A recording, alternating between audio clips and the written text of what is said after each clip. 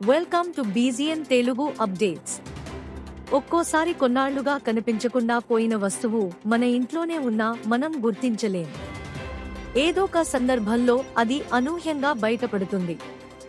సరిగ్గా అలాంటి ఘటనే ఒకటి అల్జీరియాలో జరిగింది. అయితే ఇక్కడ కనిపించకుండా పోయింది వస్తువు కాదు, ఓ వ్యక్తి.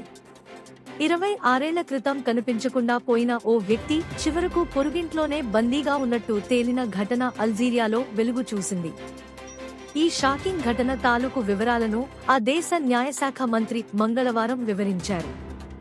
1998లో అల్జీరియా అంతర్యుద్ధం జరుగుతున్న సమయంలో ఒమార్ బి అనే టీనేజర్ కనిపించకుండా పోయాడు. అప్పటికి అతడి వయసు 19 ఏళ్లు. ఒమార్ను ఎవరో కిడ్నాప్ చేసి చంపేసి ఉంటారని అతడి కుటుంబం భావించింది. కానీ ఇంతకాలం అతడు తన పొరుగింట్లోనే బందీగా ఉన్నట్టు అనూహ్యంగా బయటపడింది. ఒమార్ను బంధించిన వ్యక్తి సోదరుడు ఆస్తి తగాదాల గురించి సోషల్ మీడియాలో పంచుకోవడంతో తీగ లాగితే డొంకంతా కదిలినట్టయింది. బాధితుడు ఆ ఇంటి పెరట్లోనే బందీగా ఉన్నట్టు తేలింది. నిందితుడు మరో టౌన్లోని మున్సిపాలిటీ కార్యాలయంలో డోర్మంగా పనిచేస్తున్నాడు. అయితే నిందితుడి మంత్ర ప్రయోగం కారణంగా తాను సాయం కోసం గొంతెత్తి పిలవలేకపోయానని బాధితుడు చెప్పినట్టు స్థానిక మీడియా ఆశ్చర్యకర కథనం వెలువరించింది. ఈ ఘటన అత్యంత దారుణమైనదిగా న్యాయశాఖ అభివర్ణించింది.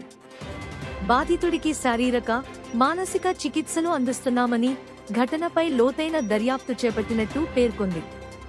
Thanks for watching బీజీఎన్ Telugu.